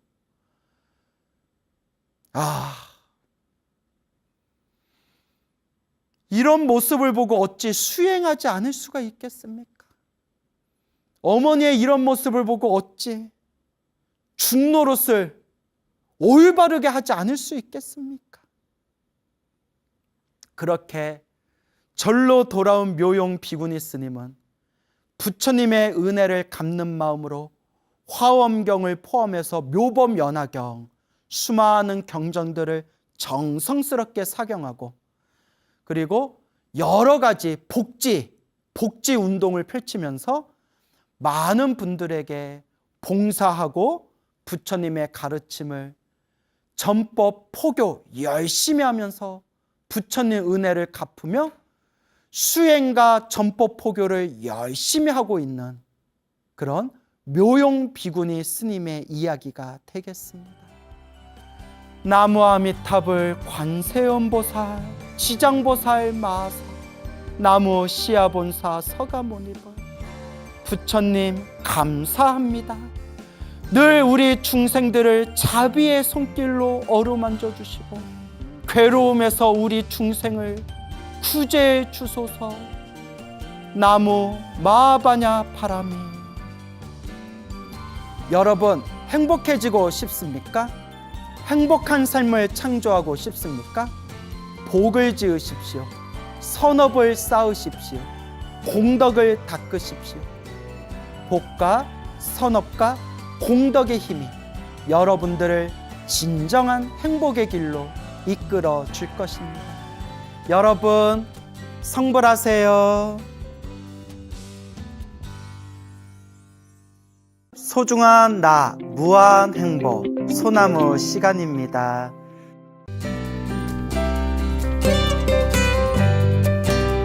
안녕하십니까? 소중한 나 무한 행복 소나무 시간입니다. 여러분 만나서 반갑습니다. 오늘 또 여러분께 아주 좋은 내용 소개해드리고자 합니다. 우리 불교계의 저명한 작가분 중에 그 각산 정원규 거사님이라고 계세요. 각산 거사님이라고 하는데요. 아주 유명하신 분이에요. 불교계에서. 그래서 여러분 이름은 잘 모르시겠지만 책 제목을 말씀드리면 그분하고 아실 거예요. 대표적인 게 그분은 번역을 위주로 하시는 번역 작가님이신데, 그분께서 이제 대표하는 가장 유명한 번역되어진 책이 오대산 노스님 인과 이야기. 아주 유명한 책이죠. 오대산 노스님 인과 이야기. 또 그 당시 불교계의 또 베스트셀러였던 선화상인의 능엄심주 법문, 능엄주 법문. 그래서 그 책도 번역하셨고, 또 예전에 우리 BTN에서, 불교TV BTN에서 그분이 번역하신 책을 교재로 삼아서 제가 연불법문도 했었거든요. 연불, 모든 것을 이루는 힘이라는 그렇게 책으로 또 여러분과 함께 공부한 적도 있습니다. 그와 같은 다수의 책들을 번역하시면서 지금 항상 연불하시고 늘 채식을 하면서 정말 제가 우스갯소리로 아유, 우리 거사님은 스님들보다 더 스님 같으세요 라고 제가 우스갯소리를 할 정도로 그렇게 아주 불심이 깊으신 각상거사님이라는 분이 계세요. 나중에 알고 보니까 그분이 그 중문학과를 나오셨더라고요. 그래서 중문학과를 나오시고 또 중국에서 오랫동안 또 이제 생활을 하셔가지고 그래서 이제 중국으로 된 그런 이제 한문이라든가 중국어를 이렇게 또 자유자재로 보면서 좋은 내용들을 번역해서 우리 한국 불교계 불자들에게 또 부처님의 가르침을 많이 전하신 분입니다. 그분이 2006년도에 벌써 뭐 15년이 훨씬 지났네요. 2006년도에 그 월간 불광이라는 잡지가 있어요. 월간 불광이라는 잡지에 그 인과와 참회라는 그런 짧은 글을 당신의 이야기를 진솔하게 그 불광이라는 잡지에 원고를 올리셨더라고요. 그래서 제가 예전에 그 내용을 보면서 참 일반 불자들 입장에서 생활 속에 수행하는, 생활 속에서 부처님 가르침을 닦고 있는 우리 일반 불자님들한테 참 도움이 될 만한 좋은 내용이다라고 제가 느껴져서 언제 한번 소나무에서 한번 소개해야 되겠다라고 생각을 했어요. 그래서 오늘 그 각상 거사님께서 불광이란 잡지에 2006년도에 올렸던 인과와 참회라는 원고를 한번 읽어드리도록 하겠습니다. 그래서 우리 불자님들께 많은 도움이 되었으면 좋겠습니다. 한번 귀를 열고 잘 경청해 보시기 바랍니다. 인과와 참회. 불교에 입문하면 맨 처음 사성제인 고진멸도를 배우게 된다. 불교에서는 깨닫지 못하면 육도 윤회를 피할 수 없으니 수행을 통하여 고에서 벗어나는 길을 가르치고 있다. 어쨌든 생사의 윤회에서 벗어나려면 고에 대한 깊은 통찰이 필요하다. 우리와 같은 중생들은 오직 현재 생만 알 뿐 과거 생은 기억하지 못하고 미래 생은 예측할 능력이 없어 삼생에 걸친 인연은 믿지 못하고 현재만 집착한다. 그리하여 진정으로 육도윤회를 믿는 사람은 많지 않다. 심지어 불자들 중에서도 윤회를 믿지 않는 사람이 많다는데 놀라지 않을 수 없다.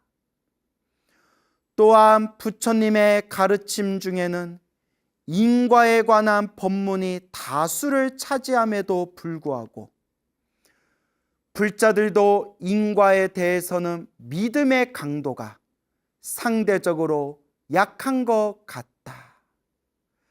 사실 인과 보응의 도리를 믿는다고 해도 실천하는 것이 쉬운 일은 아니다. 그것은 인과에 대한 이해가 깊지 않기 때문이기도 하다. 무시 이래로 탐진치에 물들어온 우리가 어찌 하루아침에 성인이 될 수 있으랴. 오대산 노스님의 인과 이야기를 번역하면서 나는 많은 것을 느꼈다. 지금까지 불교를 잘못 믿어왔다는 것을 뼈저리게 깨닫게 되었다. 또한 이전에 저지른 죄업에 대한 참회의 마음이 일어났다. 물론 전에도 108참회를 많이 했었지만 모든 잘못을 낱낱이 깨닫고 나니 참회의 마음도 더욱 진실해졌다. 이 책을 계기로 철저하게 내 삶을 되돌아보면서 미래를 준비해 나갈 수 있게 된 것은 큰 다행이 아닐 수 없다. 어릴 적 나는 농촌에서 태어나 자라면서 알게 모르게 많은 살생을 하였으니 그 과보가 지금까지도 내 몸에 미치고 있는 것이다. 예를 들자면 쥐를 물속에 빠뜨려 죽게 한 과보로 나도 물에 빠져 죽을 뻔하였으며, 개구리를 괴롭히면서 죽게 한 과보로 언덕에서 떨어져 인사불성이 된 적도 있었다. 또 뱀을 잡아먹고 머리와 얼굴에 피부병이 걸려 고생한 적이 있는 등 내 몸은 지금까지 저지른 살생의 업 때문에 많은 괴로움을 당하였으며 일부는 지금도 고통을 겪고 있다. 그것은 내가 불교를 믿기 전에 인과에 대한 투철한 인식이 없었기도 하겠지만 근본적으로는 성근이 없어 생명에 대한 자비심이 없었기 때문이 아닌가 생각한다. 불교를 믿으면서 직접적인 살생은 하지 않았지만 간접적인 살생은 멈추지 못하였으니 다름이 아니라 고기를 별로 좋아하지도 않으면서 사회생활상 어쩔 수 없다는 나약한 심정으로 고기 먹는 것을 끊지 못하였으니 부끄럽기 그지없다. 2002년부터 북경에서 연수할 때 몸보신한다고 자주 닭다리를 사와 고아 먹곤 하였는데 어느 날 아무런 이유도 없이 무릎 관절이 아프기 시작하였다. 그 당시는 무엇 때문인지 원인을 알지 못하였는데 오대산 노스님의 인과 이야기를 읽어보고는 바로 닭다리를 자주 먹은 과보임을 알게 되었다. 그때부터 고기 먹는 것을 끊고는 지금까지 지속하고 있으며 그 후로는 등산을 오래 할 때 외에는 무릎이 아픈 적이 없었다. 그리고 고기를 먹을 때보다 더 건강해졌으며 잔병도 훨씬 적어졌다. 인과를 믿고 실천하니 마음도 즐겁고 잠자는 것도 이전보다 편해졌으며 꿈도 좋아진 것을 느낄 수 있다. 그리고 고기를 먹지 않게 되자 우연한 기회에 관세음 보살상을 집에 모시는 인연을 얻게 되어 그 기쁨은 이루 말할 수 없다. 관세음 보살님께 이전의 죄업을 참회하면서 생활하니 기쁨이 충만해지며 얼마 전에는 꿈속에서 전에 내가 죽였던 개구리가 내 몸에서 빠져나가는 것을 본 이후로 뱃속이 자주 더부룩하던 병이 없어졌다. 누구나 잘못을 저지를 수 있으나 그것을 깨닫지 못하고 살아가면서 고통에서 벗어나지 못하는 것이 가장 두려우며 안타까운 일이다. 잘못을 깨닫고 진정으로 참회하면 고통에서 벗어날 수 있는데도 인과를 이해하지 못하고 믿지 못하니 고통에서 벗어날 기연이 생기지 않는 것이다. 인과를 알면 모든 일이 순조롭다. 얼마 전 어느 거사에게서 들은 이야기인데 자기가 젊었을 때 어느 절 객실에서 한 분의 노스님을 만나 밤새 이야기를 나누었다고 한다. 그런데 나중에 알고 보니 선지식으로 이름이 널리 알려진 스님이었는데 그 당시는 모르고 법문을 들었다고 하였다.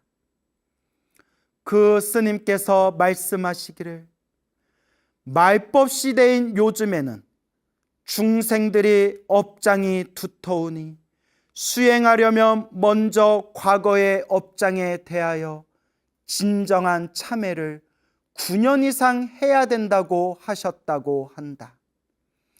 출가자든 재가자든 먼저 인과를 이해하고 과거의 업장을 참회한다면 수행뿐만 아니라 모든 생활 속에서도 모든 일이 순조로워질 것이라는 말씀이다.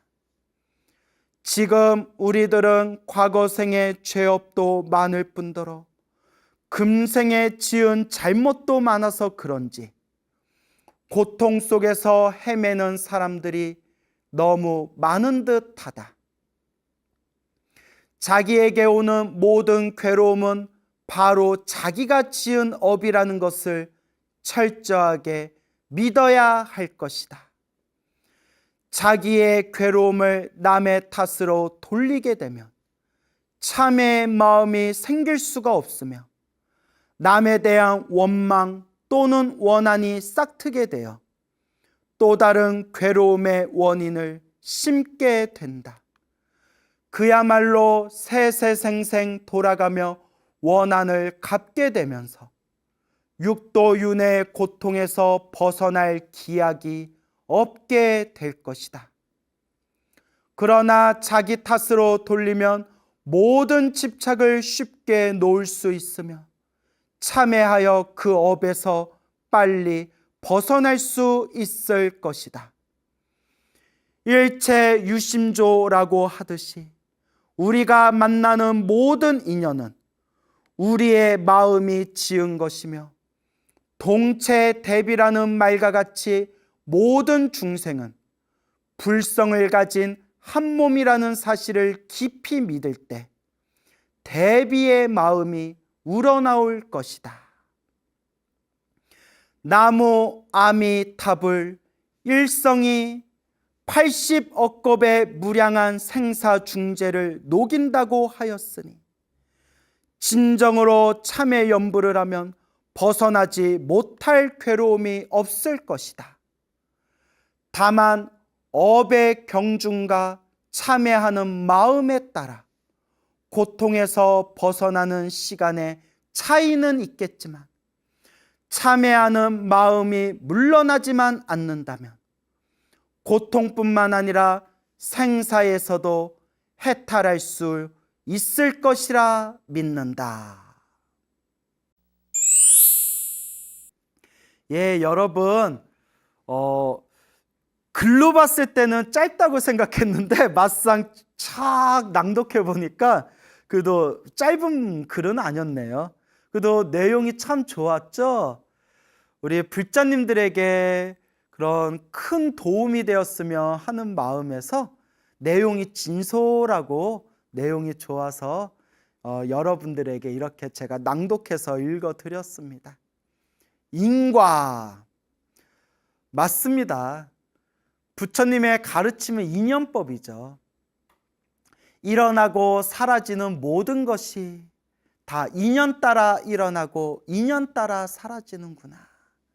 그 인연이라는 것도 결국은 내가 지은 업의 세계죠. 그래서 우리가 부처님의 가르침을 공부하면서 늘 명심해야 될 게 있습니다. 여러분, 우리는 부처님 제자잖아요. 불교, 부처님의 가르침이고요. 불자, 부처님의 제자고 부처님의 자식들입니다. 우리의 스승은 바로 부처님이시고요. 우리의 교과서는 부처님의 말씀, 경전입니다. 그래서 늘 우리가 불자로서 올바르게 살아가는 기준점, 우리가 부처님의 가르침을 공부하는 기준, 그게 바로 부처님의 말씀, 경전입니다. 그래서 늘 부처님의 말씀, 부처님의 경전을 스승으로 삼고 의지해야 됩니다. 부처님의 말씀, 부처님의 경전을 의지하지 않는다면 그냥 내 생각으로, 내 생각대로 불교를 이해하고 내 생각대로 불교를 받아들인다면 그는 진정한 불자라고 할 수 없습니다. 내 생각대로 살고 싶다면 내가 종교를 따로 만들어야죠. 우리의 기준은 부처님의 말씀 경전입니다. 왜 이런 말씀을 드리느냐? 불자라는 분들 중에서 부처님 경전을 100% 안 믿는 분들이 있는 것 같아요. 또 심지어는 부처님의 경전을 그냥 자기 마음대로 왜곡되게 해석하면서 내 말이 맞다 이렇게 주장하는 분들이 너무 많아요. 제가 제 동영상에 댓글을 잘 안 봐요. 왜냐하면 너무나 아름답군 응원과 격려의 그런 소중한 댓글들도 있지만 간혹 가다가 눈살을 찌푸리게 하는 댓글들도 있어서 정신사 나와서 제가 웬만하면 댓글을 안 봐요. 근데 그 이상한 댓글 중에 대표적인 게 몇 개 있는데 그 중에 하나가 제가 항상 우리 불자님들한테 윤회와 인과 이야기에 대해서 말씀드리잖아요. 제가 윤회와 인과 이야기에 대해서 드리는 모든 말씀이 다 부처님 경전이나 불교설화에 다 근거가 있어요. 다 제가 제 머릿속에 지어낸 소설이 아니라 다 부처님 말씀의 근거를 삼아서 그렇게 이제 우리 불자님들께 전해드리는 내용입니다. 한마디로 다 경전에 나오는 내용들이에요. 그런데 제가 윤회나 인과 이야기, 그런 업보의 인연 이야기를 하면 댓글에 부처님이 언제 윤회를 이야기하셨냐? 부처님이 언제 그런 말씀을 했냐? 이런 댓글이 있으면 제가 깜짝 놀래요. 아니, 팔만대장경에 다 나오는데, 아니, 내 팔만대장경에 다 나오는데 부처님이 언제 그런 말씀하셨냐? 라고 하면 제가 뭐라고 대꾸해야 돼요? 아는 스님한테 물어봤더니 무시하라고 하더라고요. 경전 공부도 제대로 안 한 사람들이 그런 댓글 올리는 거다. 예. 아니, 부처님 팔만대장경에 다 윤회 이야기, 인과 이야기, 업의 이야기가 경전에 다 나오는데 부처님이 언제 그런 말씀하셨냐? 이래버리면 이거는 답이 없어요. 예. 제가 소나무에서 드리는 그런 윤회와 인과 이야기가 다 부처님 경전에 근거가 있습니다. 초기 경전에서 대승 경전까지 다 나와요. 근데 절에 다니거나 불자라는 분이나 불교 공부를 한다는 분들 중에서 윤회를 안 믿거나 심지어는 부정하거나 다른 사람들한테 윤회는 없다라고까지 주장하는 분들도 있어요. 그러면 경전에는 있다고 했는데 불자라는 사람이 없다고 하면 이거 어떻게 해야 돼요? 우리는 불자는 부처님 제자잖아요. 부처님이 남기신 팔만대장경에는 한결같이 윤회 이야기가 나오는데 불교 공부한다는 사람이 혹은 사람들 앞에서 불교를 강의한다는 사람이 윤회는 없다, 윤회 같은 거 없다 이래버리면 우리는 누구 말을 믿어야 돼요? 부처님 경전에는 있다고 했는데 자기는 없다 해버리면 이거 어떻게 해야 됩니까? 그래서 간혹 이렇게 강의 듣고 법문 듣는 것만 좋아하시는 분들 중에서 스님 인터넷 동영상에서 강의를 듣다 보니까 헷갈려요 라고 질문들을 많이 하세요. 헷갈려요 라고 말하는 분들이 저는 오히려 이해가 안 되는 거예요. 왜 이해가 안 되냐? 뭐가 헷갈려요? 부처님 경전에 다 나오는데 뭐가 헷갈려요? 불자님, 제 말도 믿지 마시고 요 광우라는 제 말도 믿지 마시고 딴 사람 말도 믿지 마세요. 오직 부처님 말씀, 경전을 믿으세요. 사람에 의지하지 말고 법에 의지해라. 부처님 유언 중에 하나입니다. 아난존자가, 부처님의 수제자였던 아난존자가, 부처님 세존이시여, 부처님이 세상을 떠나시며 우리는 누구를 의지하오리까? 누구라는 표현을 써요. 누구. 누구라는 건 사람을 지칭하는 거잖아요. 사람에 의지하지 말아라. 법에 의지해라. 가르침에 의지해라.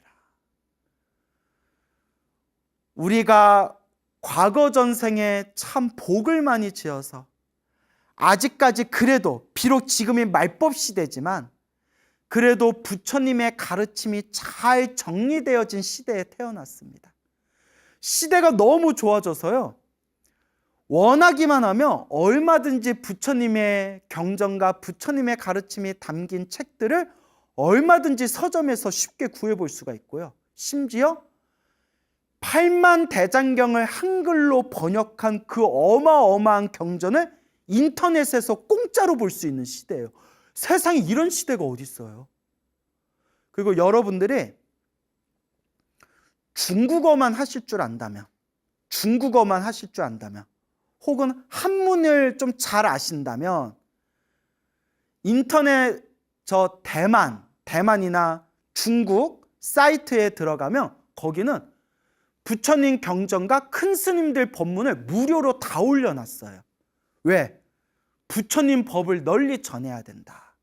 특히 대만 불교 사이트에 들어가면 옛날 몇십 년 전 그런 중국 불교나 대만 불교 큰 스님들 법어집을 공짜로 다 올려놨어요. 얼마든지 공짜로 볼 수가 있어요. 단 중국어를 못해가지고 한문을 잘 몰라서 못 본다고. 이렇게 좋은 시대가 어디 있습니까? 우리 한글로 된 부처님 한글로 된 경전을, 한글 경전을 인터넷에서 쉽게 볼 수 있는 시대예요. 옛날 큰 스님들도 그렇게 화엄경을 보고 싶었는데도 옛날 어른 스님들 중에서도 화엄경을 처음부터 끝까지 다 보신 분들이 별로 없으시대요. 직접 들은 얘기예요. 왜냐? 책이 너무 귀했대요. 대방광불 화엄경이 우리 그 한문으로 된 책 있죠. 두툼한 한문으로 된 책으로 80권본이에요. 80권본.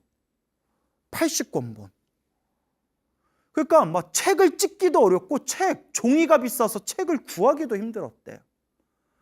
그래서 옛적에 어느 어른 스님께서는 너무 화엄경을 공부하고 싶었는데 책을 구하지 못해서 화엄경을 제대로 공부를 못했다라는 말씀도 들었어요.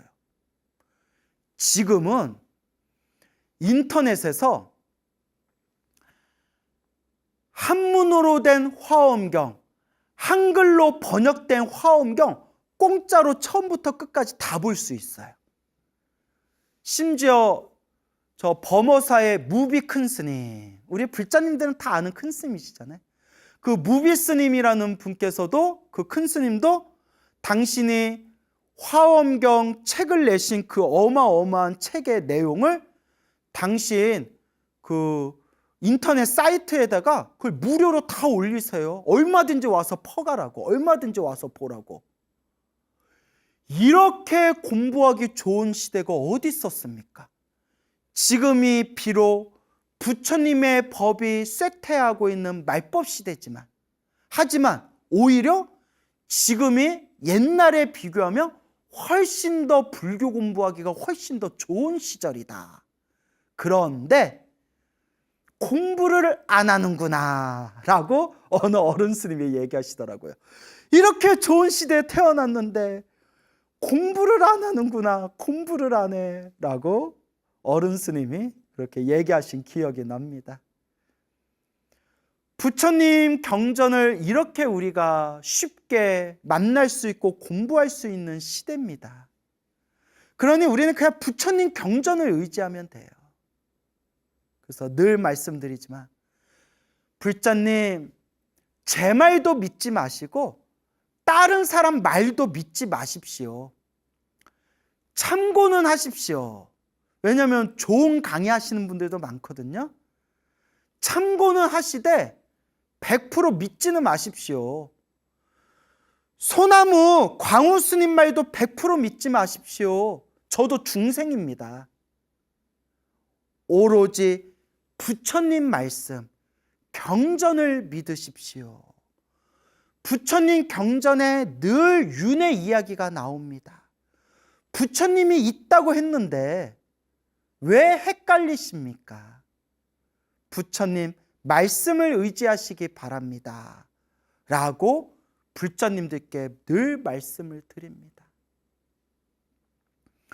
부처님의 법이 무너지고 부처님의 법이 쇠퇴하니 불교 공부를 오래 했다는 사람들 중에서도 윤회가 없다, 다음 생 인과 업보가 없다, 이런 이야기를 아무렇지도 않게 하고 심지어 그런 책을 쓰거나 그런 글을 올리는 분들도 많습니다. 그분들 말씀을 제가 따르지는 않지만 존중은 합니다. 존경은 안 하지만 존중은 합니다. 왜냐? 사람 생각은 다 천차만별이지 않습니까? 그래서 그런 분들하고 토론하고 싶지도 않고 토론해도 솔직히 이길 자신도 없고, 제가 의외로 토론하면 말빨이 약해요. 저 사람들은 저 사람들 생각이 있나 보다. 그래서 그분들 생각은 존중하고, 또 솔직히 말하면 제 말이 틀릴 수도 있거든요. 막말로 제가 틀릴 수도 있어요. 하지만 불교, 부처님의 가르침, 불교라고 했을 때, 또 불교를 따르는 부처님의 제자, 불자라고 했을 때, 우리가 더 이상 양보할래야 양보할 수 없는 마지막 선이 있다면 그 기준점은 경전, 부처님의 말씀입니다. 소중한 부처님의 가르침이 2600년 동안 내려오면서 여러 종파로 갈리게 됩니다. 그래서 저 미얀마, 스리랑카, 태국, 니까야를 공부하는 남방불교도 있고, 또 대승경전을 연구하는 북방불교도 있고, 북방불교 안에서도 대승경전을 연구하는 학파 따라서 화엄종, 천태종, 법상종, 삼론종 등등 수없는 종파들이 펼쳐지고, 저 티베트 불교는 티베트 불교만의 특유의 그들만의 어떤 불교 종파의 가르침이 내려오고 있습니다. 그 수많은 불교 종파의 가르침을 쫙 깔아놓고 비교 분석하면서 공부하면 굵직한, 아무래도 부처님의 가르침이니까 굵직한 부분은 비슷비슷하지만 깊이 들어가면 각각의 종파마다 부처님의 가르침을 바라보는 관점이 저마다 다릅니다. 깜짝 놀랄 만큼 서로 바라보는 관점이 달라요. 다른 부분들이 있어요. 깊이 들어가면. 하지만 남방불교든 북방불교든 저 티베트 불교든 모든 불교의 2600년 동안 내려온 불교의 종파의 가르침 중에 윤회를 부정한 종파는 없었습니다. 단 깨달으면 윤회가 없다라는 말은 있어요. 근데 깨달은 자는 윤회가 없다라는 말을 앞뒤 잘라먹고 봐라, 윤회가 없다고 하지 않았냐, 또 이렇게 이상하게 편집해서 해석한 분들도 계시더라고요. 2600년 동안 불교의 역사에서 수많은 종파불교가 생겼고, 수많은 종파불교마다 서로 각자 불교를, 부처님의 깨달음을 바라보는 관점은 달랐지만 그 어느 종파에서도 윤회를 부정한 종파는 없었습니다. 근데 어느 시점에 이르러서, 특히 현대 불교에 이르러서 불교 공부를 오래 했다는 분들 중에서도 부처님 경전의 말씀을 100% 믿지 않고 윤회가 없다, 인과 업보가 없다라는 식으로 말씀하시는 분들도 계시더라고요. 여러분, 사람은 저마다 각자의 생각이 있고 각자 표현의 자유가 있습니다. 다만 우리가 이제 부처님의 제자가 되었으면, 불교에 귀의하여 부처님의 법을 따르는 불자가 되었으면, 우리의 기준은 오직 요 사람의 말이 아니라 부처님의 말씀, 경전의 말씀을 근거로 삼아서, 부처님의 말씀을 스승으로 삼아서 닦고 닦아가야 합니다. 그래서 처음 우리 이 소나무를 우리가 방송하게 되었을 때 오래 했네요. 벌써 이제 8년이 넘어가는 것 같아요. 와, 오래 했다. 야, 전문 용어로 겁나 오래 했다. 8년이 넘어가는 것 같은데, 처음에 소나무를 방송할 때 컨셉이 왕초보 불자, 불교를 처음 시작하는 왕초보 불자들을 위해서 눈높이에 맞춰서 쉬운 불교, 재미있는 불교 설화를 곁들여서 쉬운 불교, 왕초보를 위한 쉬운 불교, 이게 컨셉이었거든요. 근데 소나무가 점점 많은 불자님들에게 알려지면서 아주 그냥 과도할 정도로 많은 애정과 사랑을 받았는데, 뭐 쉽게 설명하려다 보니까 또 재밌는 불교 설화를 많이 소개하잖아요. 그 애들도 좋아해요. 그 애들이 뭐 알고 듣는 건지 모르겠는데 애들도 너무 좋아한대요.